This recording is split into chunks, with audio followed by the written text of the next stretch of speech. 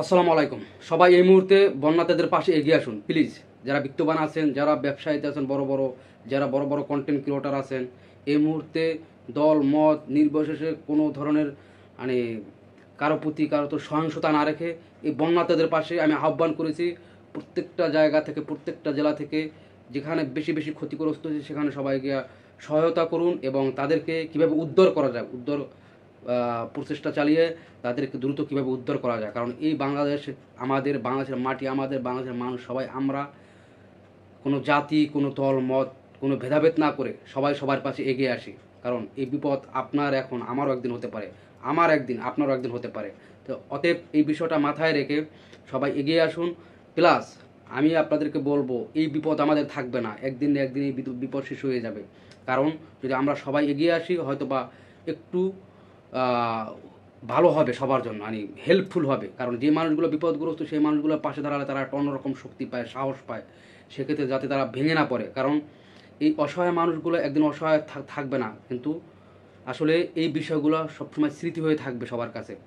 আর একটা জিনিস আপনারা ভুলে যাবেন না, ইন্ডিয়াকে প্রতিহত করতে হবে। এই মুহূর্তে একটা সুযোগ এসেছে আমাদের হাতে, সুবর্ণ সুযোগ এসেছে। ইন্ডিয়ানকে সমস্ত প্রোডাক্ট আপনারা সবাই বয়কট করবেন এবং সমস্ত প্রোডাক্ট জ্বালিয়ে পুড়িয়ে দেবেন, বাংলাদেশে যত ইন্ডিয়ান প্রোডাক্ট আছে। প্লাস এই আমাদের যে ফারাক্কা নদীর বাদে আমাদের ওদের সামনে থেকে আমাদের একটা বাদ দিতে হবে বাংলাদেশের মানুষকে বাঁচাতে হলে। কারণ চীনের সাথে যে পূর্বেও একটা কথা হয়েছিল, সেখানে কিন্তু আমাদের পূর্বের যে আওয়ামী লীগ সরকার সে চীনের সাথে তাদের সেই কথাবার্তা রাখে না। চীন এগিয়ে আসছিল, চীন এখনও এগিয়ে আসতে তারা আগ্রহ আছে। আমি মনে করব তাকে আহ্বান করে এখানে কিভাবে প্রোটেক্ট করা যায়, বাংলাদেশকে কিভাবে বাঁচানো যায়।